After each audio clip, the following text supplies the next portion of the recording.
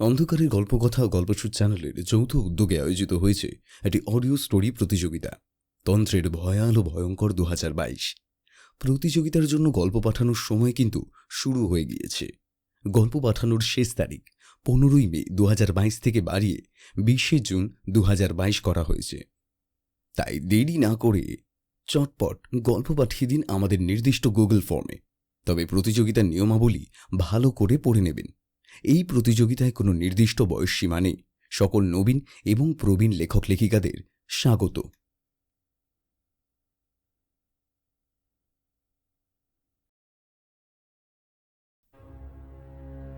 অষ্টম দিতে পারলে সাম্রাজ্যের তন্ত্রের অভ্যুত্থানের সঙ্গে সঙ্গে দেবী তারা খুব জনপ্রিয় এক বজ্রযান দেবীতে পরিণত হন। পদ্মসম্ভবর মাধ্যমে ভারতীয় বৌদ্ধ ধর্ম তিব্বতে পৌঁছলে দেবী তারার পূজানুশীলন তিব্বতে বৌদ্ধ ধর্মের মধ্যে ঢুকে পড়ে। এরপর থেকে তাকে সকল বৌদ্ধগণের মা হিসেবে গণ্য করা হয়। বৌদ্ধতন্ত্রে যে 21 রকমের দেবী তারার উল্লেখ রয়েছে, তার মধ্যে নীল তারা অন্যতম। তারা একজন তান্ত্রিক ধ্যান দেবী। বজ্রযান বৌদ্ধ ধর্মের তিব্বতী শাখাটি তার ধ্যান অনুশীলন করে আন্তরিক গুণাবলীর বিকাশ, অন্তরের গোপন শিক্ষা অনুধাবনের জন্য। অনেকে বলেন নীল তারা ক্রোধের পরিবর্তনের সঙ্গে যুক্ত, দেবী মায়ের এক অন্য রূপ, আর মায়ের কাছে তার সমস্ত সন্তান সমান। ধনী হোক বা গরিব, রাজা হোক কিংবা প্রজা, মাকে ভক্তি ভরে ডাকলে তিনি সন্তানের আকুল আহ্বান কখনো ফিরিয়ে দেন না।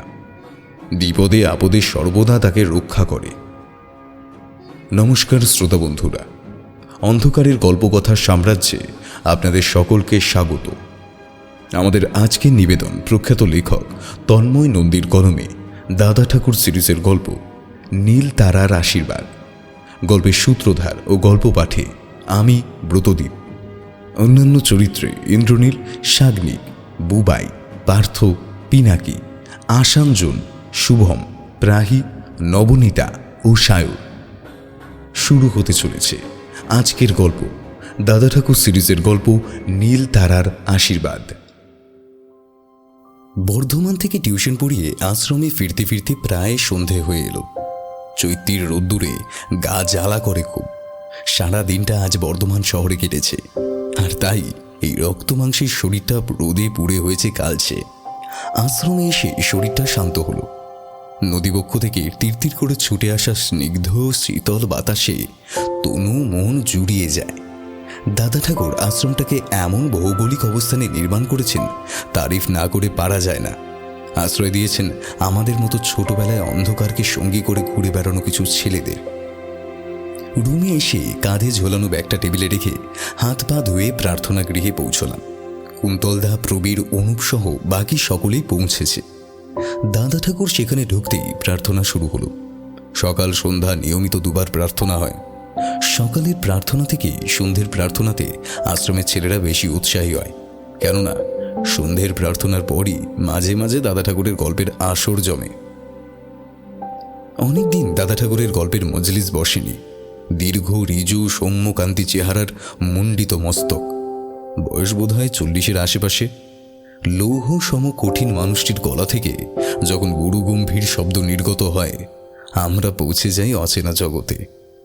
অভিভূত হয়ে শুনি ঘটনা প্রবাহ, ভুলে যাই সময় জ্ঞান। প্রার্থনা শেষে মালতীদি কাচের গ্লাসে লাল চা দিয়ে গেলে দাদা ঠাকুর তুলে নিয়ে টান টান হয়ে কাঠের আরাম কেদারায় বসলেন। আমরাও সামনে পাতা শতরঞ্জিতে গোল হয়ে বসলাম। এভাবে দিনের পর দিন প্রার্থনা গৃহের প্রতিটি অণু পরমাণু সাক্ষী থেকেছে দাদা ঠাকুরের গল্পের।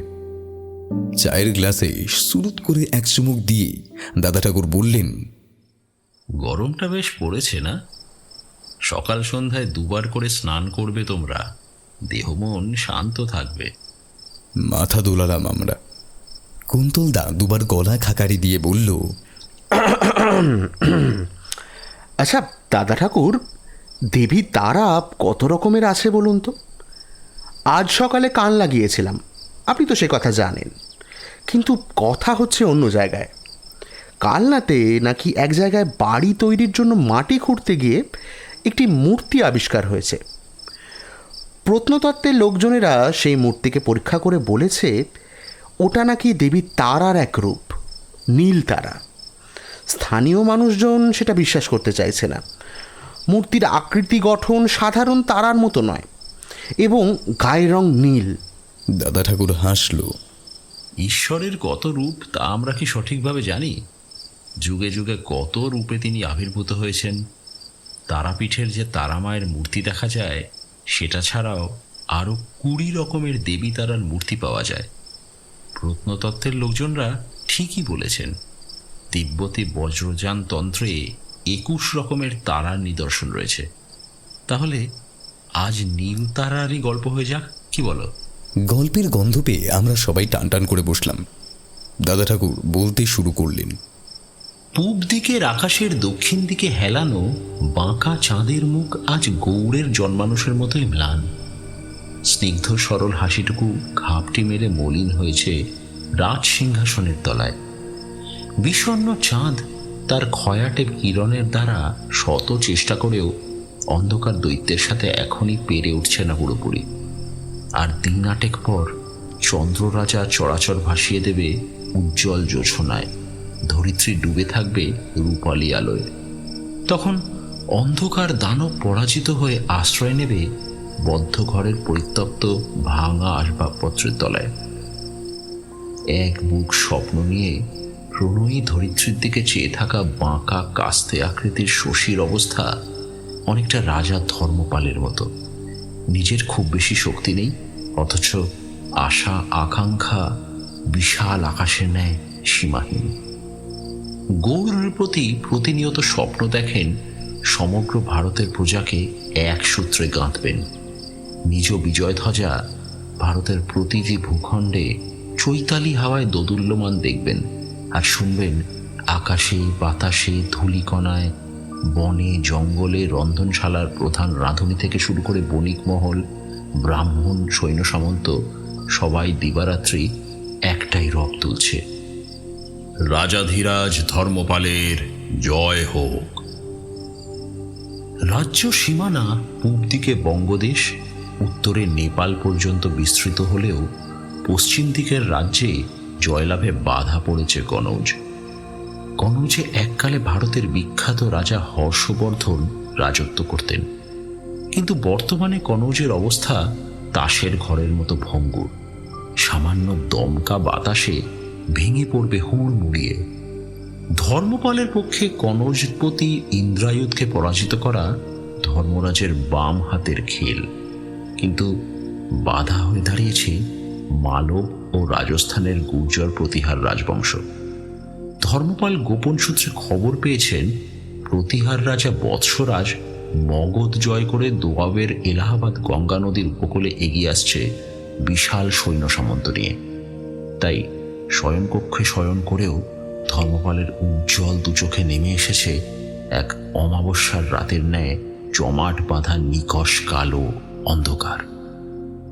আর তাই কনৌজ বিজয় নিয়ে সুদীর্ঘ আলোচনার জন্য ডেকে পাঠিয়েছেন মহামন্ত্রী গর্গকে। মহামন্ত্রী গর্গ গৌরব মিশ্র পরিবারের লোক। বংশ পরম্পরায় এরা বিচক্ষণতার সহিত পাল রাজাদের মন্ত্রীপদ অলঙ্কৃত করছেন। মহামন্ত্রীর আসতে দেরি হচ্ছে দেখে ধর্মপাল স্বর্ণপালঙ্ক থেকে উঠে কক্ষের মধ্যে পূর্বে পশ্চিমে পায়চারি শুরু করেছেন এবং মাঝে মাঝে দ্বারের দিকে উঁকি মেরে বাইরে দেখছেন। মহামন্ত্রী এতটা দেরি করছে কেন? মহারাজের জয় হোক। দ্বারের বাইরে থেকে ভারী কণ্ঠ ভেসে এলো অন্দরমহলে। এসো গর্গ, এসো। আমি তোমার প্রতীক্ষাতেই ছিলাম। এত বিলম্ব হলো যে? অনেকক্ষণ আগেই তো তোমাকে ডেকে পাঠিয়েছিলাম। কোনো বিশেষ কর্মে ব্যস্ত ছিলে বুঝি?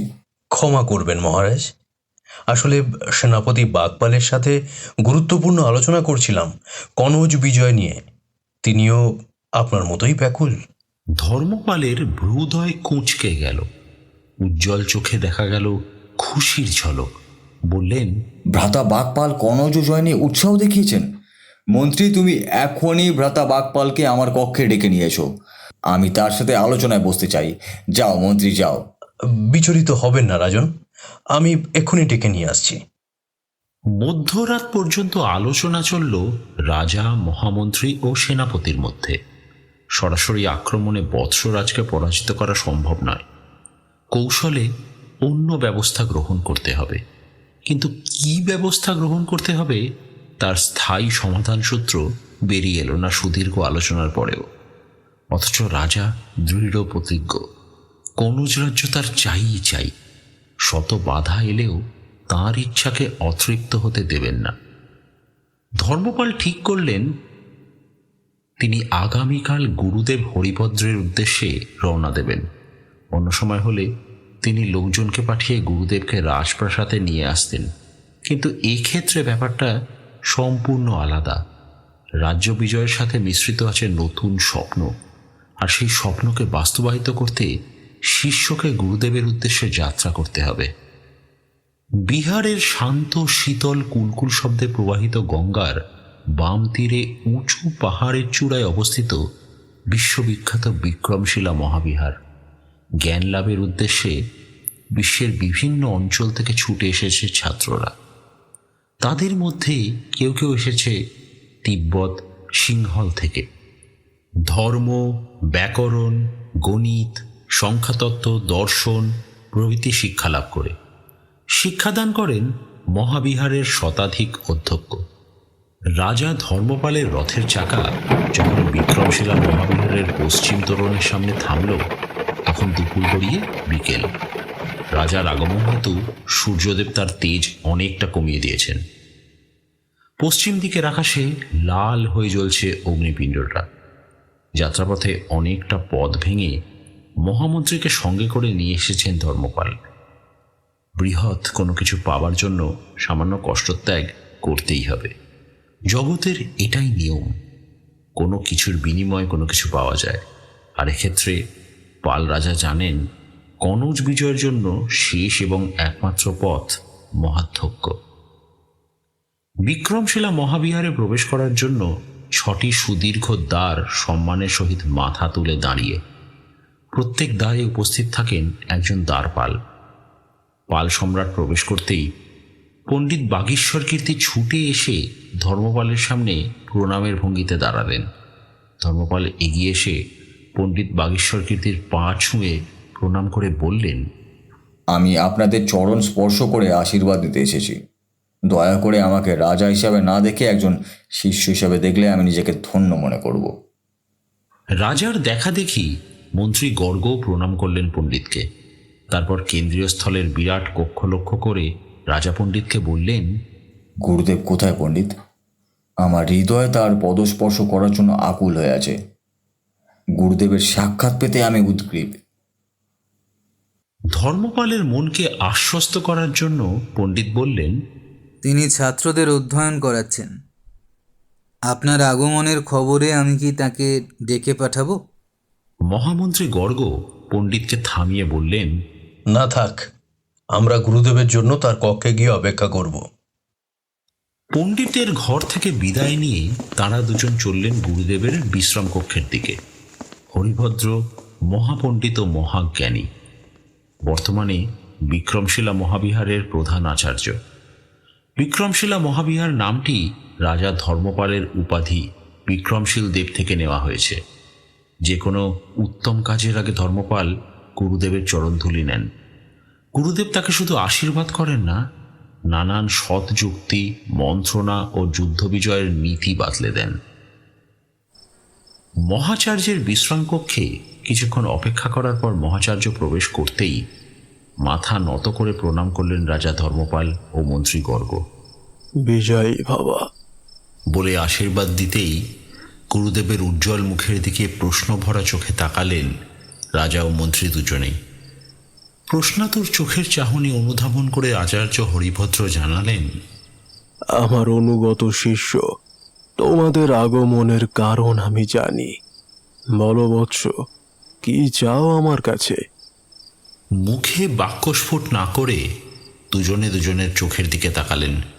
হরিভদ্র নিজের কেদারায় বসলেন, ইশারায় তাদেরকেও পাশের কেদারায় আসন গ্রহণ করতে বললেন।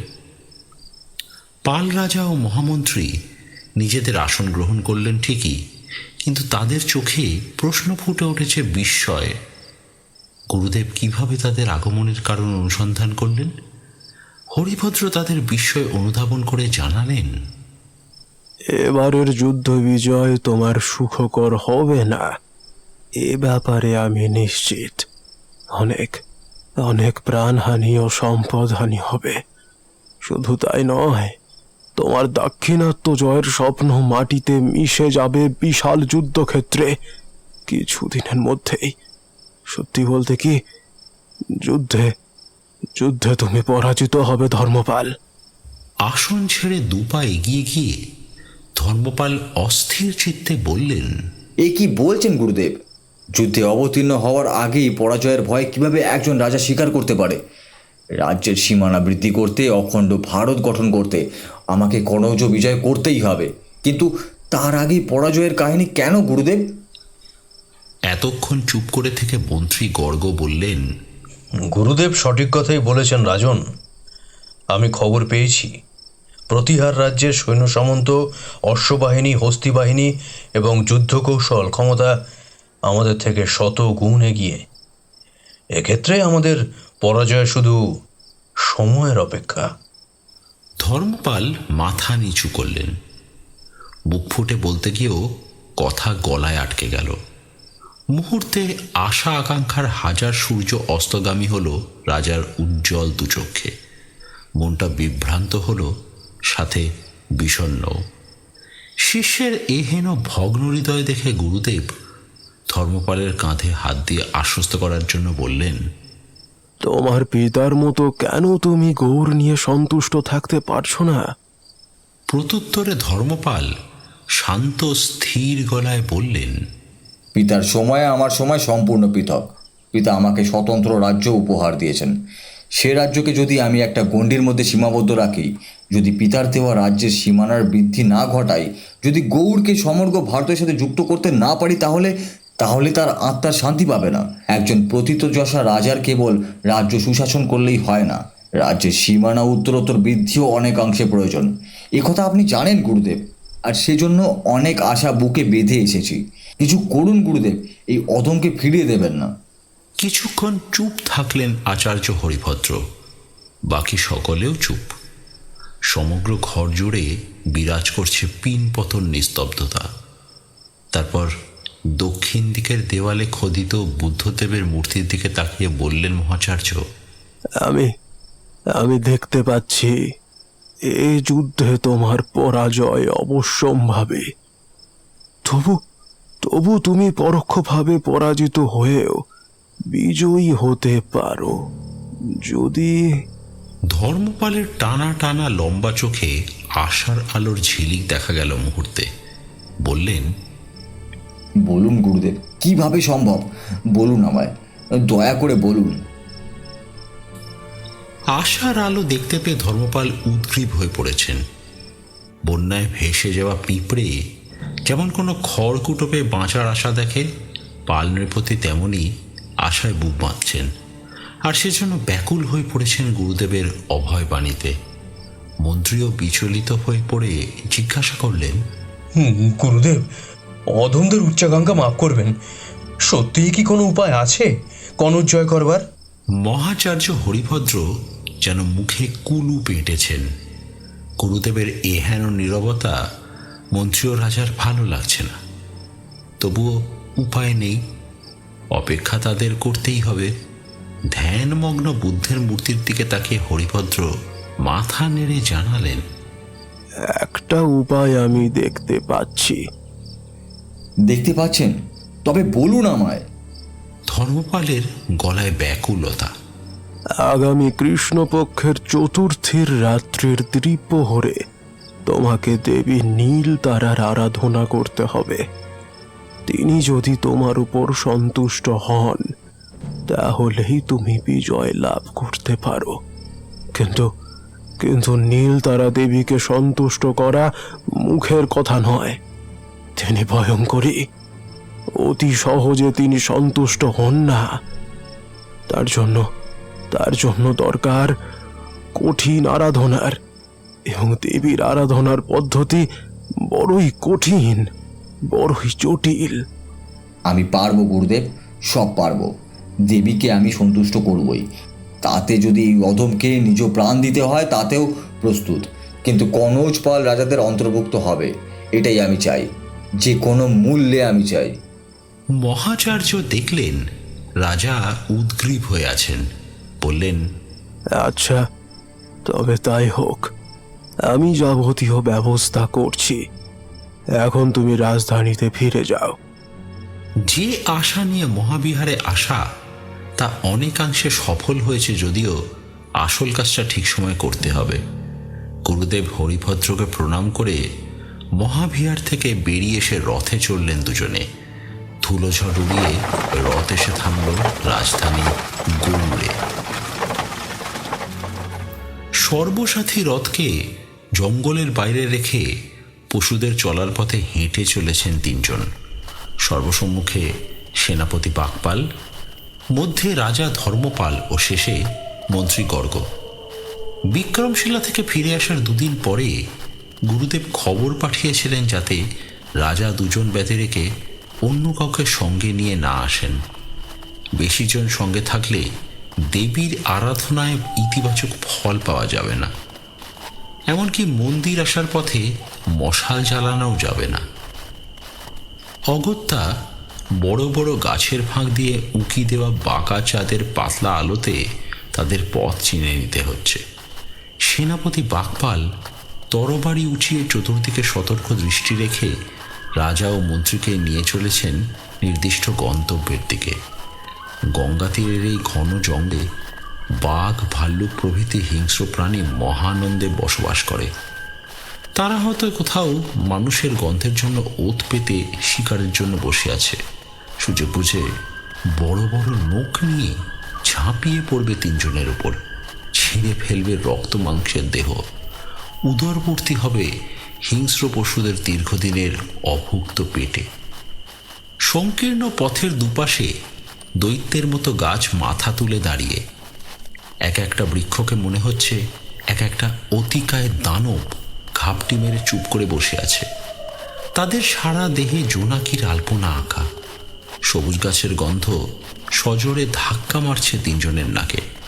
অতি সন্তর্পণে চললেও তিনজনের পদপৃষ্ঠে শুকনো পাতা দলিত হয়ে খড়মড় শব্দ হচ্ছে। তিনজনই সতর্কতার সহিত ধীরে ধীরে এগিয়ে চলেছে ঘন জঙ্গলের দিকে। দু একটা রাত জাগা শিকারী পাখি গাছেদের মাথায় মাথায় তীক্ষ্ণ স্বরে ডেকে উঠছে। হয়তোবা তাদের বিচরণ ক্ষেত্রে অচেনা মানুষের প্রবেশ মেনে নিতে পারছে না। মাঝে মাঝে পাখিদের বড় বড় পাখার ঝাপটাতে ভয়ঙ্কর বিশ্রী শব্দ হচ্ছে। দূরে কোথাও বন্যজন্তু চিৎকার করে উঠল। বন্যজন্তুর ডাক এতটাই গভীর এবং তীক্ষ্ণ যে মহামন্ত্রী গর্গ কেঁপে উঠল।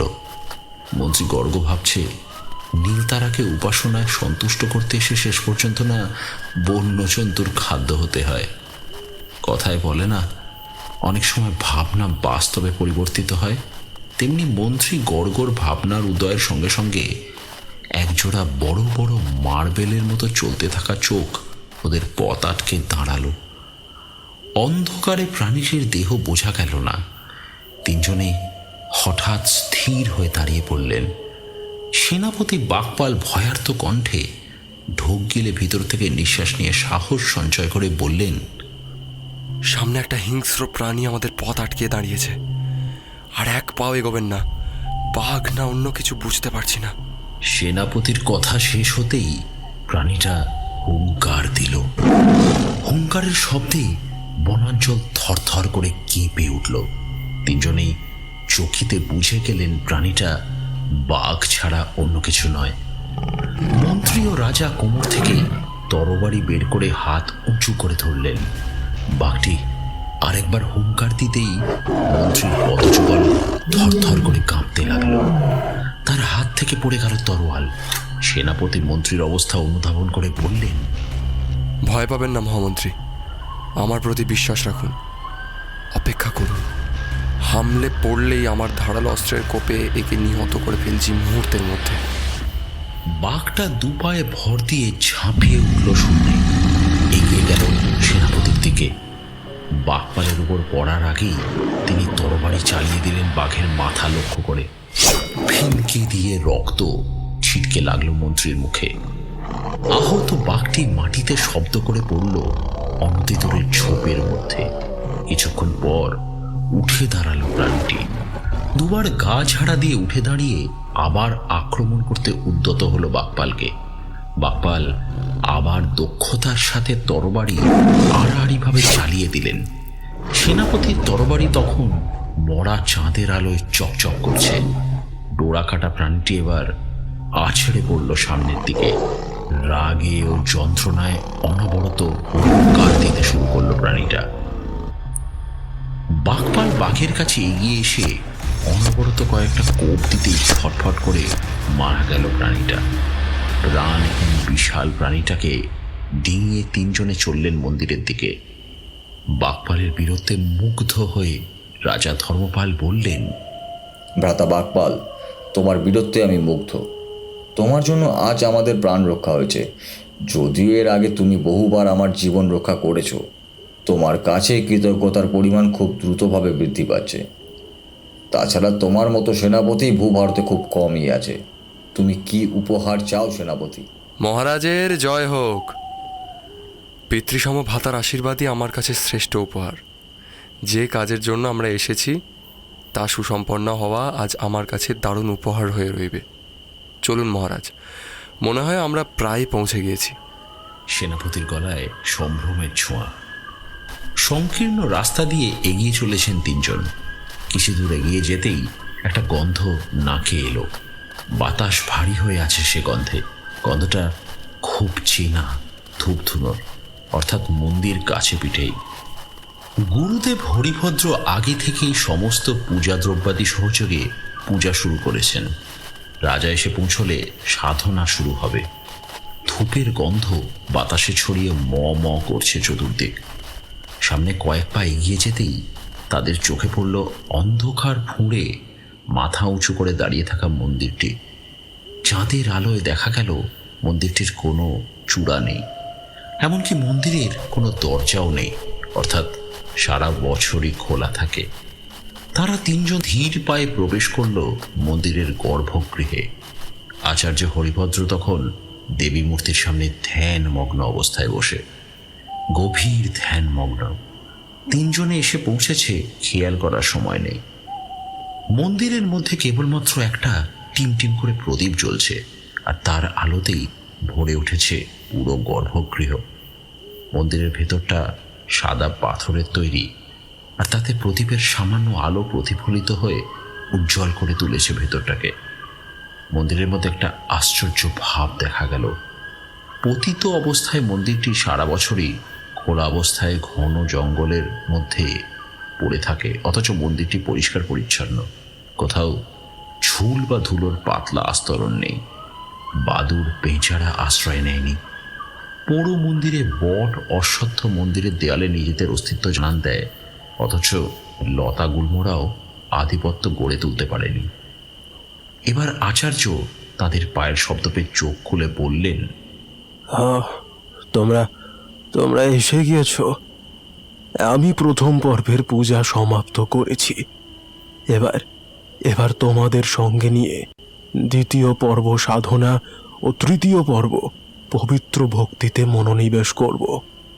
তারপর মন্ত্রীর দিকে আর চোখে তাকিয়ে বললেন, এই দেবী বৌদ্ধ দেবী, আর তুমি ব্রাহ্মণ সন্তান।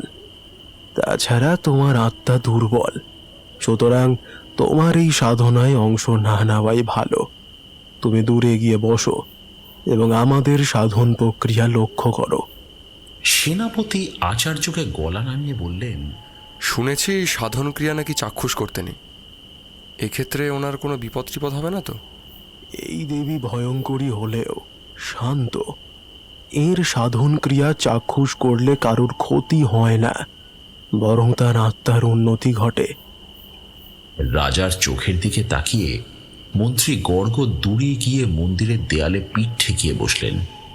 রাজবস্ত্র তরবারি মন্দিরের বাইরে রেখে সে সাধক বেশ ধারণ করে গুরুদেবের ডান পাশে পদ্মাসনে রাজা ধর্মপাল এবং গুরুদেবের বাম পাশে জায়গা নিলেন সেনাপতি বাগপাল। তাদের সামনে 5 ফুট উচ্চতার হলুদ রঙের পদ্মফুলের উপর শুভ্র বসনে অধিষ্ঠিত দেবী প্রবীর তারার শান্ত স্নিগ্ধ মূর্তি। সদা হাস্যময় দেবীর একটিমাত্র মাথা ও 8টি হাত। উপরের 2 হাত আড়াআড়িভাবে আনন্দ মুদ্রায় ধরা, তবে একটিতে রয়েছে বজ্র, অন্যটিতে ঘণ্টা। তার নিচের 2 হাতে ধরা তীর এবং ধনুক, আর অবশিষ্ট 4টি হাতে রয়েছে চক্র, শঙ্খ, তলোয়ার ও দড়ি। আচার্যদেব জানালেন, পণ্ডিত পদ্মসম্ভব এই তারাকে তিব্বত থেকে এখানে প্রতিষ্ঠা করেছেন। বজ্রযানে যে 21 রকমের তারা পাওয়া যায়, ইনি তাদের মধ্যে অন্যতম। এর তিব্বতী নাম রাপ্তুপা বাইক্রন্মা। অন্য তারার মতো দেবীর জন্ম অবলোকিতেশ্বরের অশ্রু থেকে। দেবী ত্রিকালদর্শী। সাধনা শেষ হবার সঙ্গে সঙ্গে ইনি এসে ভক্তকে দেখা দেন এবং মুহূর্তে ভক্তের ভবিষ্যৎ জেনে শক্তি প্রদান করেন। যখন দেবী শক্তি প্রদান করেন, তখন তার দেহ থেকে রক্তিম আভা নির্গত হয়। তোমার পিতা গোপাল দেব যুবক অবস্থায় একবার এই দেবীর পুজো করেছিলেন। এই পর্যন্ত বলে দাদা ঠাকুর থামলেন। দাদা ঠাকুর থামতেই কুন্তলদা জিজ্ঞেস করল, আচ্ছা দাদা ঠাকুর, নীলতারা আর দেবী একজোটি কি এক? থুতনিতে হাত দিয়ে দাদা ঠাকুর বললেন, হ্যাঁ, অনেকে এক মনে করেন, আবার অনেকে ভাবেন ভিন্ন। আসলে এরা সবাই দেবী তারার ভিন্ন রূপ। একজোটি বা একজোটা হলেন ইন্দো তিব্বতীয় পুরাণের সবচেয়ে শক্তিশালী ও ভয়ঙ্করী দেবী। তিনি মা চিন্তারা নামেও পরিচিত। একজোটি হলেন বৌদ্ধ ধর্মের 21 জন তারার অন্যতম। তিব্বতী কিংবদন্তি অনুসারে তিনি অন্য সংস্কৃতি থেকে গৃহীত স্বর্গের এক দেবী। তান্ত্রিক গুরু পদ্মসম্ভব তার একটি চোখ বিদ্ধ করেছিলেন, যা তিনি তীক্ষ্ণ চিৎকারে কথা বলেন, তার চোখ জ্বলে এবং তার দাঁত চকচক করে। কোনো কোনো সময় তিনি মানুষের দ্বিগুণ উচ্চতার মূর্তিতে আসেন। সেই সময় তিনি অস্ত্র বের করেন এবং ডাকিনীরা তাকে রক্তে ধুইয়ে দেয়। মহাগুরু লোংচেনপা, যিনি যোগচেন শিক্ষার কিছু বিস্তার ঘটান, তিনি একজোটিকে আশ্চর্যজনকভাবে ব্যক্তিগত অভিভাবক মেনেছিলেন। তিনি নীলতারার সাধনা করেছিলেন 32 বছর বয়সে, কিন্তু তিনি ভিন্ন পদ্ধতিতে দেবীর সাধনা করছিলেন এবং তার মন্ত্রোচ্চারণও ছিল অশুদ্ধ। সেই সময় একজোটি তার সামনে আবির্ভূত হন এবং ডাকিনীদের হৃদয়মূল ক্ষমতায়নের প্রত্যেকটি অনুষ্ঠানকে দেখে দেন। একজোটি তাকে ময়ূরের পালক ব্যবহার এবং অপ্রয়োজনীয় অববাহিকাগুলো সরিয়ে ফেলতে বলেন। লোংচেনপা যখন অনুষ্ঠানগুলি পালন করছিলেন, তখন একজোটি মাথা নেড়ে সেগুলিতে সম্মতি জানান এবং তার উচ্চারণ শুদ্ধ করে দেন। তিনি যখন মন্ত্রোচ্চারণ করছিলেন, তখন একজোটি তাকে থামিয়ে বলেন, আমাকে নকল কর। এই বলে তিনি একটি ডাকিনীদের ভাষায় একটি অদ্ভুত সুরেলা গান ধরেন। পরে তিনি একটি সমাবেশে আবির্ভূত হয়ে পদ্মসম্ভব ও ডাকিনীদের সম্মতি দিয়ে আনন্দ সহকারে নৃত্য করেন। নীল তারার বর্ণনা শেষ করে দাদা ঠাকুর আবার বলতে শুরু করলেন, রাজা ও সেনাপতি দুজনকে হাত আনন্দ মুদ্রায় রাখতে বলে নিজে 2 হাত উক্ত মুদ্রায় রাখলেন আচার্য হরিভদ্র। সবার চোখ বন্ধ হলো। মন্দিরের মধ্যে থমথমে পরিবেশ। বহুদিন পর মন্দিরে পূজা হচ্ছে। আনন্দে ঝিঁঝি পোকারা কানে তালা ধরানো ডাক বন্ধ করেছে। দূরে বসে 3 জন সাধকের কার্যকলাপ দেখছেন। ব্রাহ্মণ সন্তান গর্গ রাজা ধর্মপাল বৌদ্ধ ধর্মের পৃষ্ঠপোষকই নয়, সমস্ত ধর্মকে সম্মান দেন এবং নিজ নিজ ধর্ম পালনে সবার সম্পূর্ণ স্বাধীনতা দিয়েছেন। একসঙ্গে তিনজনের কণ্ঠ থেকে নির্গত হলো পবিত্র মন্ত্রোচ্চারণ। ওম তারে তত্তুরে তুরে বশম স্বাহা। ওম তারে তত্তুরে তুরে বশম স্বাহা। ওম সারা রাত তারে ধরে চলল সাধনা। তত্তুরে তুরে ভোর হতেই বশম হঠাৎ তীব্র স্বাহা। রক্তিম আভা ছড়িয়ে পড়ল গর্ভগৃহে। মন্ত্রী দেয়ালে ঠেস দিয়ে ঘুমিয়ে পড়েছেন। তিনজনে চোখ খোলার চেষ্টা করলেন, কিন্তু আলোর তীব্রতা চোখে জ্বালা ধরায় চোখ বন্ধ করতে বাধ্য হলেন। চোখ বন্ধ করার সঙ্গে সঙ্গে কাঁসার মতো কণ্ঠ ঝনঝন করে বলে উঠল, তোমাদের সাধনায় আমি তুষ্ট হয়েছি। বৎস, কিভাবে তোমাদের মনোবাসনা পূর্ণ করতে পারি? করজোড়ে রাজা ভক্তি মেশানো গলায় বলে উঠলেন, দেবী মা, আমি কনৌজ অধিকার করতে চাই, অখণ্ড ভারত গঠন করতে চাই। তথাস্তু। বলে নারী কণ্ঠটি মিলিয়ে গেল। তার কিছু পরেই রক্তিম রশ্মিও দূরীভূত হলো। ধীরে ধীরে চোখ খুললেন তিনজনে। বাইরে পাখিদের কলকাকলি শুরু হয়েছে। ভোরের স্নিগ্ধ আলো মন্দিরের ভেতরে কিছুটা এগিয়ে এসে নতুন দিনের সূচনা জানাচ্ছে। মন্ত্রীকে জাগিয়ে তারা চারজন সোমপুরের উদ্দেশ্যে যাত্রা শুরু করলেন। আজ গুরুদেব রাজভবনের সেবা যত্ন নিয়ে আগামীকাল বিক্রমশিলার উদ্দেশ্যে রওনা দেবেন। রাজা ধর্মপাল আজ নির্দিষ্ট সময়ের আগেই রাজসভা দেখেছেন। আগামীকাল তিনি কনৌজ বিজয়ের উদ্দেশ্যে যাত্রা করবেন। শুরু হবে মহাযুদ্ধ। তাই রাজার অনুপস্থিতিতেই গৌড়ে সঠিকভাবে শাসন কার্য পরিচালনা করার জন্য মন্ত্রীর হাতে দায়িত্ব অর্পণ করবেন। রাজসভা শুরু হলো। সিংহাসন থেকে উঠে দাঁড়িয়ে গোলাকার সভায় চতুর্দিকে দৃষ্টি ঘুরিয়ে ধর্মপাল ঘোষণা করলেন, উপস্থিত সভা সদস্যদের মধ্যে আমি আর আমার সেনাপতি বাগপাল মধ্য ভারতের উদ্দেশ্যে যাত্রা করব আগামীকাল প্রাতে। আমরা ফিরে আসা পর্যন্ত শাসক কার্য পরিচালনার ভার আমি ন্যস্ত করলাম মহামন্ত্রীর উপর। আপনাদের যাবতীয় অনুরোধ এই কদিন মন্ত্রী জানাবেন। তিনি পরম যত্ন নিয়ে আপনাদের সকল দায়িত্ব পালন করবেন। আশা করি আপনারাও পূর্ণ সহযোগিতার হাত বাড়িয়ে দেবেন। তারপর মন্ত্রীকে কাছে ডেকে বললেন, গৌড়ের সুশাসনের চ্যুতি যেন না ঘটে সেদিকে লক্ষ্য রাখবেন। আর হ্যাঁ, রাজমহিষীদের দিকেও সম্পূর্ণ লক্ষ্য রাখবেন। বলা যায় না, ছোট ছোট শত্রুপক্ষ রাজ্য এই সুযোগ কাজে লাগাবে।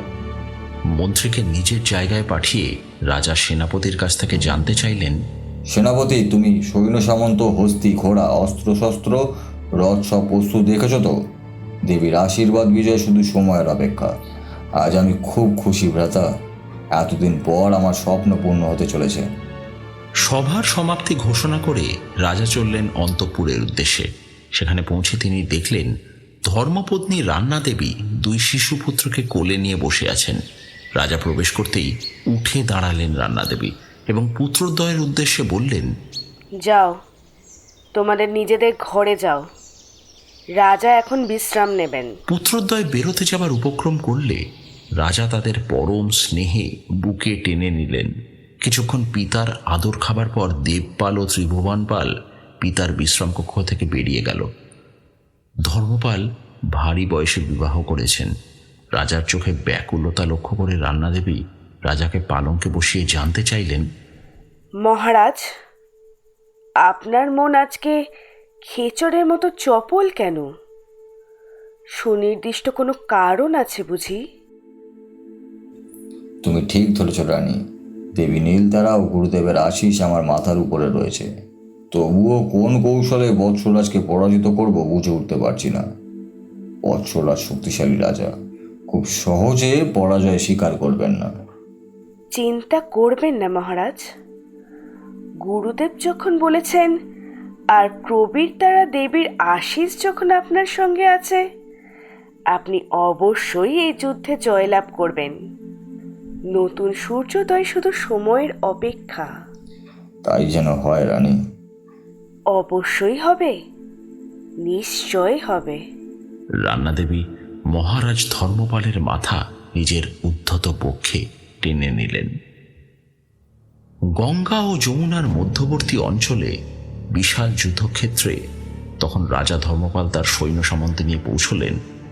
তখন পিপিলিকার মতো পিলপিল করছে বৎসরাজের সৈন্য সামন্ত। সূর্যদেবকে প্রণাম জানিয়ে দুপক্ষের মধ্যে যুদ্ধ শুরু হলো। কিছুক্ষণ বীরত্বের সাথে যুদ্ধ করেও একে একে ধরাশায়ী হতে লাগলো ধর্মপালের সেনারা।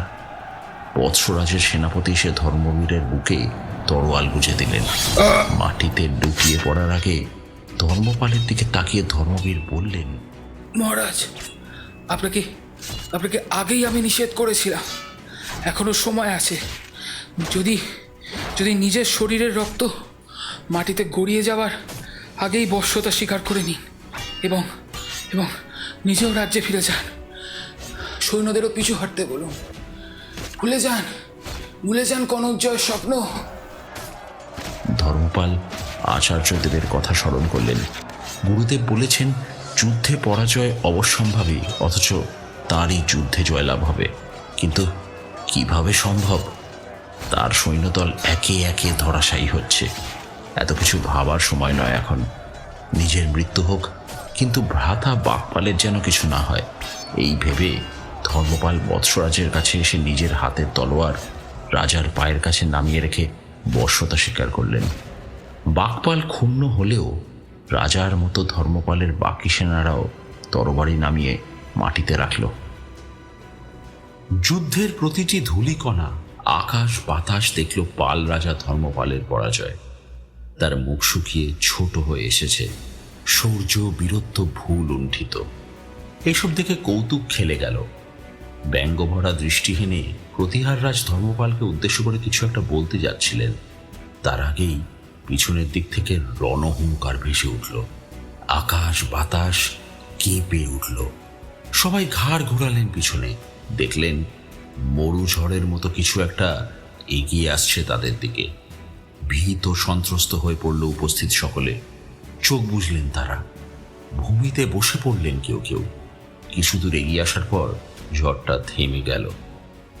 সকলে চোখ খুলে দেখলেন আর এক রাজাও বিরাট সৈন্য সামন্ত নিয়ে আক্রমণ করতে এসেছে। বৎসরাজের মুখ থেকে অস্ফুটে বেরিয়ে এলো, রাষ্ট্রকূটরাজ ধ্রুবধারাবর্য এখানে। কোনো কিছু বোঝার সময় না দিয়েই আক্রমণ ঘোষণা করলেন রাষ্ট্রকূট রাজা। মুহূর্তের মধ্যেই প্রতিহার সেনাদের সাথে রাষ্ট্রকূট সেনাদের যুদ্ধ শুরু হলো। ধর্মপাল কারো পক্ষ নিলেন না।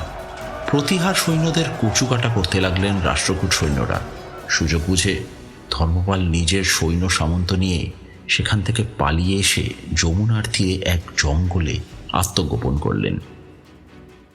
সন্ধ্যার সময় ধর্মপালের গুপ্তচর খবর দিলেন, ধ্রুব ধারাবর্ষ প্রতিহার রাজা বৎসরাজকে পরাজিত করে কনৌজ দখল করেছেন। সংবাদ শুনে বাকপাল রাজার উদ্দেশ্যে বললেন, ভ্রাতা, আমাদের নিজের রাজ্যের উদ্দেশ্যে রওনা দেওয়াটাই উত্তম কার্য হবে। আচার্যদেবের কথা স্মরণ করিয়ে ধর্মপাল বললেন, আমরা আরও 2 দিন এই জঙ্গলে আত্মগোপন করে থাকব। পরের দিন সন্ধ্যায় গুপ্তচর হাঁপাতে হাঁপাতে এসে ধর্মপালকে বললেন, মহারাজ, একটা ভালো সংবাদ আছে। ধ্রুবধারাবর্য ইন্দ্রায়তকে কনৌজের সিংহাসনে বসিয়ে বিশেষ কাজে দাক্ষিণাত্যে ফিরে গেছেন। খুশিতে পাল রাজার চোখ চকচক করে উঠল।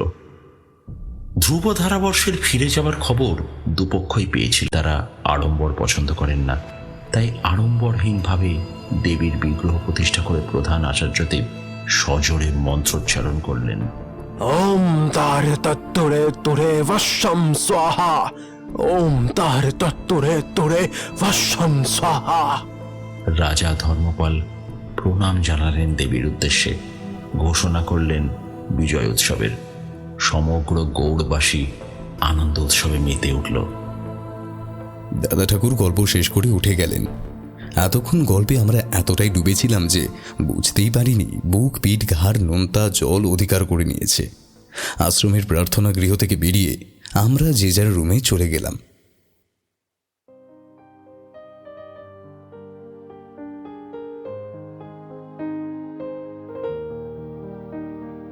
শুনছিলেন লেখক তন্ময় নন্দীর কলমে দাদা ঠাকুর সিরিজের গল্প নীল তারার আশীর্বাদ। সম্পাদনা, ডিরেকশন এবং ভিডিওর ভিজুয়াল এফেক্টসে প্রায়ণ ও পার্থ, শব্দ পরিকল্পনা, মিশ্রণ এবং আবহ সৃষ্টিতে MF প্রোডাকশনস, পোস্টার ডিজাইনে কৃষ্ণেন্দু মণ্ডল। কেমন লাগলো আজকের গল্পটি? ভালো লাগলে অবশ্যই আমাদের সাবস্ক্রাইব করে আমাদের সাথে থাকুন এবং লাইক ও কমেন্টের মাধ্যমে আপনার মতামত জানান। অসংখ্য ধন্যবাদ মিডনাইট ফ্যান্টাসি ইউটিউব চ্যানেল থেকে সৌরভ সুরকে আমাদের পাশে থাকার জন্য। এরকম গল্প যদি আরও শুনতে চান তাহলে প্লিজ আমাদের কমেন্টের মাধ্যমে জানান। দেখা হবে নতুন কোনো গল্পে। ততক্ষণের জন্য শুভ রাত্রি। ভালো থাকবেন, সকলকে ভালো রাখবেন।